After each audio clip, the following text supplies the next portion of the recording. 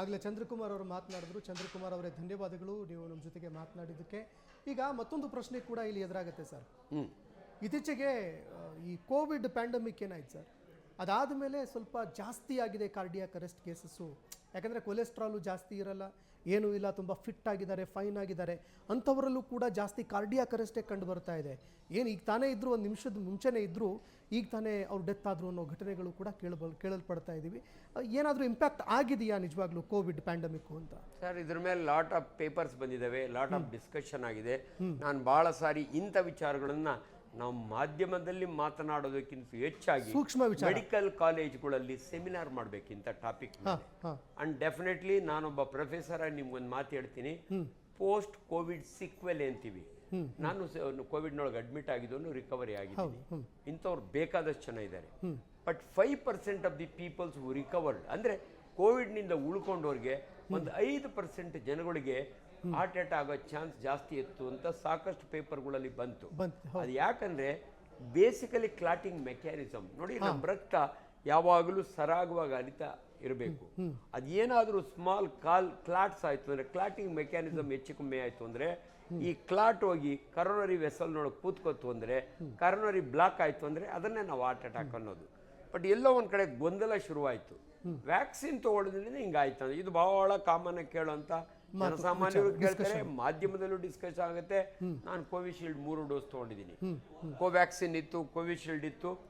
ಯಾವುದೇ ಒಂದು ವ್ಯಾಕ್ಸಿನ್ ನಾವು we are pioneers. Indian vaccines ಇದೆಯಲ್ಲ, we are pioneers in the world.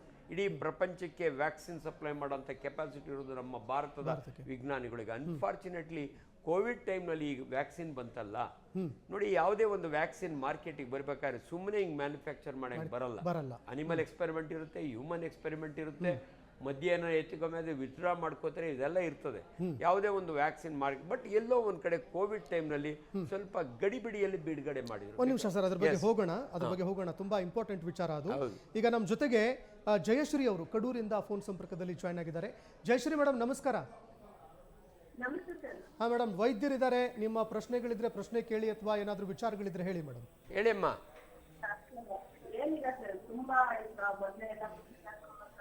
ಸ್ವಲ್ಪ ಗಟ್ಟಿಯಾಗಿ ಮಾತಾಡಿ ಮಾ. ಮೊನ್ನೆ ಹೋಗಿರೋದ್ರಿಂದ ಯಂಗ್ಸ್ಟರ್ಸ್ಗೆ ಒಂದು ಭಯ ಕಾಡ್ತಾ ಇದೆ ಸರ್. ಈಗ ಏನಪ್ಪಾ ಅಂತಂದ್ರೆ, ಯಾವ ಟೈಮಲ್ಲಿ ಹಾರ್ಟ್ ಅಟ್ಯಾಕ್ ಬರುತ್ತೆ, ಅದ್ರ ಲಕ್ಷಣಗಳೇನು, ಆಮೇಲೆ ನಾವು ಅದನ್ನ ಹೇಗೆ ಗುರುತಿಸೋದು, ಈಗ ಜನಗಳಿಗೆ ನಮ್ಮ ಮುಖಾಂತರ ಏನನ್ನ ನಾವು ತಿಳಿಸ್ಬೋದು ಸರ್. ಈಗ ಒಂದು ಮುಂಜಾಗ್ರತೆಯಾಗಿ ನಾವೇನನ್ನ ಮಾಡ್ಬೋದು, ಅದ್ರ ಬಗ್ಗೆ ಡಾಕ್ಟರ್ ಒಂದು ಸ್ವಲ್ಪ ಮಾಹಿತಿ ಕೊಟ್ಟರೆ ತುಂಬಾ ಅನುಕೂಲ ಅಂತ ಅನ್ಕೊಳ್ತೀನಿ ಸರ್. ಜಯಶ್ರೀ ಅವರೇ, ನಿಮ್ಗೆ ಏಜ್ ಎಷ್ಟು? ನಿಮ್ಮ ವಯಸ್ಸು ಎಷ್ಟು? 40 ಸರ್. ವೆರಿ ಗುಡ್ ಅಮ್ಮ. ನಾನೊಂದು ನೇರವಾಗಿ ನಿಮಗೆ ಒಂದು ಇನ್ಫಾರ್ಮೇಶನ್ ಕೊಡ್ತೀನಿ. ಸರ್ ಇಡೀ ಫ್ಯಾಮಿಲಿಗೆ ಹೇಗೆ ಇದು ಮಾಡಬಹುದು ಅದನ್ನು ಹೇಳಿ ಸರ್. ಇಡೀ ಫ್ಯಾಮಿಲಿಗೆ, ಯಾಕಂದ್ರೆ ಫ್ಯಾಮಿಲಿ ಜವಾಬ್ದಾರಿನೇ ಅವ್ರ ಮೇಲೆ ಇರುತ್ತೆ, ಹೆಣ್ಮಕ್ಳ ಮೇಲೆ. ವೆರಿ ನೈಸ್ ಅಮ್ಮ.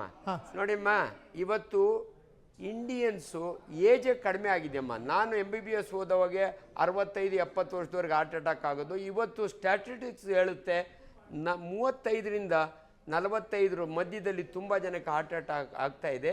ಅದಕ್ಕೆ ಮೇಯ್ನ್ ಕಾರಣ ಸ್ಟ್ರೆಸ್ ಆ್ಯಂಡ್ ಸ್ಟ್ರೈನ್. ಒಂದು ನೆನಪಿಟ್ಬಿಡಿ, ತುಂಬ ಕೆಲಸ ಮಾಡೋದು, ನಿದ್ದೆ ಇಲ್ಲ, ಎಲ್ಲದರಲ್ಲೂ ಟೆನ್ಷನ್ನು, ಪ್ರತಿಯೊಂದು ಕೂಡ ನಾನು ಅವನ್ ಮೀರಿಸ್ಬೇಕು, ಇವನ್ ಮೀರಿಸ್ಬೇಕು, 35 ವರ್ಷಕ್ಕೆ ದೊಡ್ಡ ಬಂಗ್ಲೆ ಮಾಡಬೇಕು, ಇಂಥ ಟೆನ್ಷನ್ಗಳೆಲ್ಲ ಯಂಗ್ಸ್ಟರ್ಸಲ್ಲಿ ಕಡಿಮೆ ಇರಬೇಕು. ಎರಡನೇದು ಆಹಾರ. ಜಂಕ್ ಫುಡ್ ಯಾರು ತಿಂತಾರೆ, ಹೆಚ್ಚು ಸೊಪ್ಪು ತರಕಾರಿಗಳು ಹಣ್ಣುಗಳು ತಿನ್ನಲ್ಲ, ಪ್ರಿಸರ್ವ್ಡ್ ಫುಡ್. ಅದರಿಂದ ಭಾಳ ಜನಗಳಿಗೆ, ಭಾರತೀಯರಿಗೆ BP ಬೇಗ ಬರ್ತಾ ಇದೆ, ಬ್ಲಡ್ ಶುಗರ್ ಅಂದರೆ ಡಯಾಬಿಟಿಕ್ ಬೇಗ ಆಗ್ತಾ ಇದ್ದಾರೆ. So diabetes and hypertension ಇವೆರಡೂ ಕೂಡ ರಿಸ್ಕ್ ಫ್ಯಾಕ್ಟರ್ಸು. ಯಾರಿಗಿರುತ್ತಲ್ಲ ಅವ್ರಿಗೆ ಹಾರ್ಟ್ ಅಟ್ಯಾಕ್ ಆಗೋದು ಜಾಸ್ತಿ. ಬಟ್ ನಾನು ನಿಮ್ಮ ಏಜ್ ಯಾಕೆ ಕೇಳಿದೆ ಅಂದರೆ ಅಮ್ಮ, ದೇವರು ಇವತ್ತು ದೇವ್ರ ಹೆಸರು ಬಂತು ಅದಕ್ಕೆ ಹೇಳ್ತಿದ್ದೀನಿ, god is A great scientist. ಹೆಣ್ಣು ಮಕ್ಕಳಿಗೆ ದೇವರು ಒಂದು ಪ್ರೊಟೆಕ್ಷನ್ ಕೊಟ್ಟಿದ್ದಾನೆ. ಮೆನೋಪಾಸ್ ಆಗೋವರೆಗೂ ಹೆಣ್ಣು ಮಕ್ಕಳಿಗೆ ಹಾರ್ಟ್ ಅಟ್ಯಾಕು ಗಂಡು ಮಕ್ಕಳಿಗೆ ಆದಂಗೆ ಆಗಲ್ಲ. ದೇವರು ಆ ಈಸ್ಟ್ರೋಜನ್ ಹಾರ್ಮೋನ್ನ ಅವ್ರಿಗೆ ಪ್ರೊಟೆಕ್ಷನ್ ಕೊಟ್ಟಿದ್ದಾನೆ. ಹೆಣ್ಣು ಮಕ್ಕಳು ಕೂಡ 50 ಅಂದರೆ ಮೆನೋಪಾಸ್ ಆದಮೇಲೆ ಗಂಡು ಮಕ್ಕಳಿಗೆ ಆದಷ್ಟು ರೀತಿಯಲ್ಲಿ ಅವ್ರಿಗೂ ಹಾರ್ಟ್ ಅಟ್ಯಾಕ್ ಆಗುತ್ತೆ.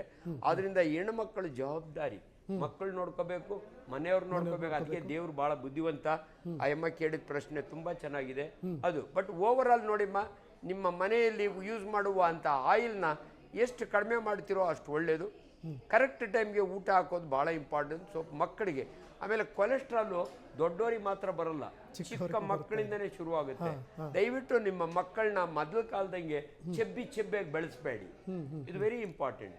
ಮಕ್ಕಳಿಗೆ ಚಿಕ್ಕ ವಯಸ್ಸಿನಿಂದಲೂ ಕೂಡ ಆಟ ಆಡೋದನ್ನ ವ್ಯಾಯಾಮ ಮಾಡೋದನ್ನ ಕಲಿಸ್ಕೊಡ್ಬೇಕು. ನಮ್ಮ ಮಗ ಇಡ್ದಪ್ಪ ಇತ್ತು ಅಂದ್ರೆ ಯಾವಾಗ ಒಬೆಸಿಟಿ ಅಂತೀವಿ, ಒಬೆಸಿಟಿ ಶುರುವಾಗೋದು ಮಕ್ಕಳಿಂದಾನೇ ಶುರುವಾಗುತ್ತೆ.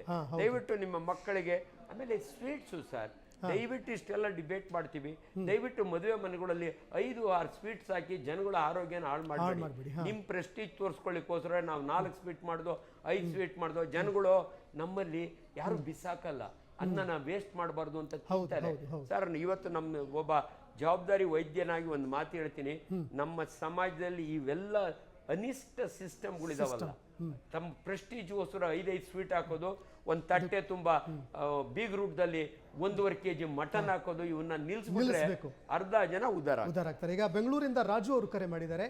ರಾಜು ಅವರೇ ನಮಸ್ಕಾರ. ನಮಸ್ಕಾರ ಸರ್. ವೈದ್ಯರಿದ್ದಾರೆ, ಆ ಸಮಸ್ಯೆಗಳಿದ್ರೆ ಹೇಳಿ, ಇಲ್ಲ ಏನಾದರೂ ಸಲಹೆಗಳಿದ್ರೆ ಹೇಳಿ. ಹೇಳಿ ಸರ್. ರಾಜು ಸರ್ ನಮಸ್ತೆ. ಹೇಳಿ ಸರ್. ನಾನು ಯಾವುದೇ ಡ್ರಿಂಕ್ಸು ನೋ ಸರ್, ಸಿಗರೇಟು, ಬೀಡಿ ಸಿಗರೇಟು, ಎಣ್ಣೆ ಏನು ಅಲೋ ಮಾಡಲ್ಲ ಸರ್. Very good. ಅದು ನನಗೆ 45 ವರ್ಷಕ್ಕೆ ಶುಗರ್ ಬಂತು ಸರ್. ಅದು ನಮ್ಮ ತಾಯಿ ತಂದೆಗೆ ಯಾರಿಗೂ ಇಲ್ಲ. ನಮ್ಮ ತಾಯಿ ಇವತ್ತು 85 ವರ್ಷ ಇದ್ದಾರೆ, ನನಗೀಗ ಆಲ್ರೆಡಿ ನಂಗೆ 60 ವರ್ಷ. ನಿಮಗೆ ಡಯಾಬಿಟಿಸ್ ಇದೆಯಾ? ಇದೆ ಸರ್, ಇದೆ. ಹಾ ಸರಿ. ನಮ್ಮ ತಾಯಿಯರಿಗಿಲ್ಲ, ನಮ್ಮ ತಂದೆಗಿಲ್ಲ, ನನಗಿದೆ ಡಯಾಬಿಟಿಸ್ ಇದೆ. ಅದೇ ಒಂದು 15 ವರ್ಷ ಆಯ್ತು ಬಂದು ಸರ್. ನಾನು ಯಾವ ಹ್ಯಾಬಿಟು ಮಾಡಲ್ಲ, ಬೀಡಿ ಸಿಗರೇಟು ಮಾಡಲ್ಲ. ನೋಡಿ ಅವರೇ ಹೇಳ್ತಾ ಇದ್ದಾರೆ, ರಿಸ್ಕ್ ಫ್ಯಾಕ್ಟರ್ಸ್ ಸ್ಮೋಕಿಂಗ್, ಆಲ್ಕೋಹಾಲ್ ಎರಡೂ ಕೂಡ ಯಾರು ಮಾಡ್ತಾರಲ್ಲ ಅವ್ರಿಗೆ ಬೇಗ ಹಾರ್ಟ್ ಅಟ್ಯಾಕ್ ಆಗೋ ಪಾಸಿಬಿಲಿಟಿ ಇರುತ್ತೆ. ಅವ್ರು ಕೇಳಿದ ಪ್ರಶ್ನೆ ನನ್ನ ಅಪ್ಪ ಅಮ್ಮನಿಗಿಲ್ಲ ನನಗೆ ಯಾಕೆ ಬಂತು ಅಂತ. ನಿಮ್ಗೆ ಹೇಳ್ತೀನಿ, ನಾನು 7 ಮಕ್ಕಳಲ್ಲಿ ಮಧ್ಯದವನು ನಾನು. ನನ್ನ ತಂದೆ ತಾಯಿ ರೈತರು, ಅವ್ರಿಗೆ ಡಯಾಬಿಟಿಸ್ ಇಲ್ಲ. ನನ್ನ 4 ಜನ ಬ್ರದರ್ಸ್ನಲ್ಲಿ ಯಾರಿಗೂ ಡಯಾಬಿಟಿಸ್ ಇಲ್ಲ, ಯಾರಿಗೂ ತೊಂದರೆ ಇಲ್ಲ, ಹಾರ್ಟ್ ಅಟ್ಯಾಕ್ ಇಲ್ಲ.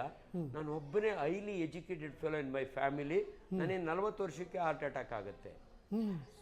ಸ್ಟ್ರೆಸ್ ಅಂಡ್ ಸ್ಟ್ರೈನ್ ನನಗೆ ಯಾಕಾಯ್ತು ಅಂದ್ರೆ ನನ್ನ ಓವರ್ ಎಂಥೂಸಿಯಾಸಮ್. ನಾನು I should become A very famous doctor, I should work. ನಿದ್ದೆ ಇದ್ದಿದ್ರು ಪರವಾಗಿಲ್ಲ, ಸ್ಕೂಟರ್ ಹೊಡ್ಕೊಂಡು ಹೋಗ್ತೀನಿ, ಎಲ್ಲ ವಿಲ್ಸನ್ ಗಾರ್ಡನ್ ಇಂದ ಪಿಣ್ಯಾಗ ಹೋಗ್ತೀನಿ, ಅರ್ಧ ರಾತ್ರಿಗೆ ವಾಪಸ್ ಬರ್ತೀನಿ, ಯಾವುದೋ ಪೇಷಂಟ್ ಮಧ್ಯ ದಾರಿ ತಿರ್ಗಿ ಹೋಗ್ತೀನಿ. So that is the tax I am paying to God. ನಾನು ಬೀಯಿಂಗ್ ಎ ಡಾಕ್ಟರ್ ನನಗೆ ಹಂಗೆ ಆಗ್ಬೇಕಾದ್ರೆ ಪಾಪ ಅವ್ರು ಕೇಳೋ ಪ್ರಶ್ನೆ ಕರೆಕ್ಟ್ ಇದೆ. ಇವ್ರ ತಂದೆ ತಾಯಿ ಕಂಪೇರ್ ಮಾಡಿದರೆ ಇವ್ರ stress and strain are different. So ದಯವಿಟ್ಟು ಇನ್ನು ಮೇಲೆ ನಿಮ್ಗೆ ಹಾರ್ಟ್ ಅಟ್ಯಾಕ್ ಆಗಬಾರ್ದು ಅಂದರೆ ನಿಮ್ಮ ಲೈಫ್ ಸ್ಟೈಲ್ ಚೇಂಜ್ ಮಾಡ್ಕೊಳ್ಳಿ. ನಿಮ್ಮ ಆಹಾರವನ್ನು ಒಳ್ಳೇದಾಯಿತು. ನೀವು ಸ್ಮೋಕ್ ಮಾಡ್ದಿರೋದು ನಮ್ಮ ಭಾಳ, ಸ್ಮೋಕಿಂಗ್ ಒಂದೇ ಅಲ್ಲ, ನಿಮ್ಮ ಕೊಲೆಸ್ಟ್ರಾಲ್, ನೀವೇನು ತಿಂತೀರ ಅದು ಇಂಪಾರ್ಟೆಂಟ್, ನೀವೆಷ್ಟು ವಾಕ್ ಮಾಡ್ತೀರಾ ಅದು ಇಂಪಾರ್ಟೆಂಟು. ಹಾರ್ಟ್ ಹೇಳುತ್ತೆ at least 35 minutes in a day ನೀನು ವಾಕ್ ಮಾಡು, ನೀನನ್ನು ಪ್ರೊಟೆಕ್ಟ್ ಮಾಡ್ತೀನಿ ಅಂತ ಹೃದಯ ಹೇಳುತ್ತಂತೆ.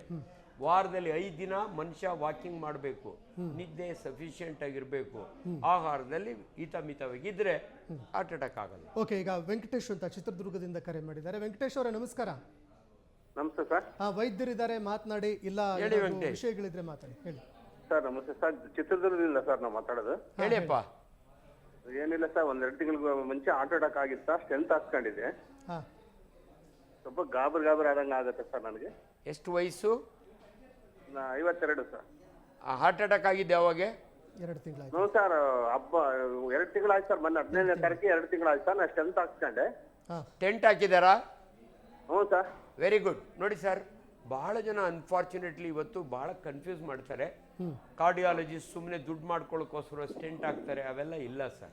ವೈಜ್ಞಾನಿಕ ಒಂದು ಮಾತು ಹೇಳ್ತೀನಿ, ಹೃದಯ ಘಾತ ಆಗಿದೆಯಾ ಆಗುತ್ತಾ ಅನ್ನೋದಕ್ಕೆ ಗೋಲ್ಡ್ ಸ್ಟ್ಯಾಂಡರ್ಡ್ ಟೆಸ್ಟ್ ಅಂದರೆ ಆಂಜಿಯೋಗ್ರಾಮ್ ಅಂತೀವಿ ನಾವು. ಇವತ್ತು ಭಾಳ ಜನ ಡೈ ಇಂಜೆಕ್ಟ್ ಮಾಡಿ ಆಂಜಿಯೋ ಮಾಡೋರು, ಅದಕ್ಕಿಂತ ಸೇಫ್ ಆಗಿ ಅಂದರೆ ಡೈಯೇ ಬೇಡ ಅದ್ರ reaction CT guided angiogram, CT angio ಅಂತೀವಿ ನಾವು. ಯಾರೇ ಒಬ್ಬ ಕಾರ್ಡಿಯಾಲಜಿಸ್ಟ್ ಅಥವಾ physician, they are the specialist. ಒಬ್ಬ ಮನುಷ್ಯನಿಗೆ ಸ್ಟೆಂಟ್ ಹಾಕ್ಬೇಕಾದ್ರೆ ಸುಮ್ಮನೆ ಹಾಕಲ್ಲ. ಕೆಲವು ಸಮಯ ಏನು ಗೊಂದಲ ಆಗ್ಬಿಟ್ಟಿದೆ ಅಂದರೆ ಒಬ್ಬೊಬ್ರು ಹೇಳ್ತಾರೆ, ಇನ್ಕ್ಲೂಡಿಂಗ್ ಅವ್ರ ಹೆಸರು ಕೋಟ್ ಮಾಡ್ತೀನಿ, BM ಹೆಗ್ಡೆ ಅವರು. he was a physician, he was principal of Manipal institution, he was my teacher. But unfortunately ಅವ್ರು ಮಾತನಾಡುವಾಗ ಎಲ್ಲೋ ಒಂದು ಕಡೆ ಗೊಂದಲ ಆಗುತ್ತೆ. ಸುಮ್ಮನೆ ಸ್ಟೆಂಟ್ ಹಾಕ್ಬಿಡ್ತಾರೆ ಡಾಕ್ಟರ್ಗಳು, ಇವೆಲ್ಲ ಇಲ್ಲ. ನಾನು ಒಬ್ಬ ವೈದ್ಯನಾಗಿ, ಸಾಮಾನ್ಯ ವೈದ್ಯನಾಗಿ ನಾನು ಸ್ಟೆಂಟ್ ಹಾಕ್ಕೊಂಡಿಲ್ಲ, ನಾನು ಕರೋನರಿ ಬೈಪಾಸ್ ಮಾಡಿಸ್ಕೊಂಡಿದ್ದೀನಿ. ದಯವಿಟ್ಟು ಸ್ಟೆಂಟ್ ಯಾವಾಗ ಹಾಕ್ತಾರೆ ಅಂದರೆ ಸಿಂಗಲ್ ವೆಸಲ್ ಅಥವಾ ಡಬಲ್ ವೆಸಲ್ ಇದ್ದಾಗೆ ಎಷ್ಟು ಪರ್ಸೆಂಟೇಜ್ ಅದು ಬ್ಲಾಕ್ ಆಗಿದೆ, 60%, 70%, ಅದನ್ನು ನೋಡಿದಾಗೆ ಅವ್ರು ಗೈಡೆನ್ಸ್ ಕೊಡ್ತಾರೆ. ಒಂದ್ಸಾರಿ ಸ್ಟೆಂಟ್ ಹಾಕಿದ ಮೇಲೆ ದಯವಿಟ್ಟು ಸ್ಮೋಕ್ ಮಾಡೋರಿಗೆ ಬಿಡಿ ಅಂತ ಹೇಳ್ತಾರೆ. ಆಮೇಲೆ ಅವ್ರು ಮುಟ್ಟಂಗಿಲ್ಲ ಸ್ಮೋಕು. ಕೆಲವು ಸ್ಟ್ಯಾಂಡರ್ಡ್ ಡ್ರಗ್ಸ್ ಇರ್ತವೆ, ಬ್ಲಡ್ ಥಿನ್ನರ್ಸ್ ಅಂತೀವಿ ನಾವು, ಅದನ್ನು ಅಡ್ವೈಸ್ ಮಾಡಿರ್ತಾರೆ. ಲೈಫ್ ಲಾಂಗ್ ಇವು ತಗೊಂಡ್ರೆ ಇವರು ಕಾಪಾಡ್ಕೋಬಹುದು ಇವ್ರ ಹೃದಯವನ್ನ. ಸೊ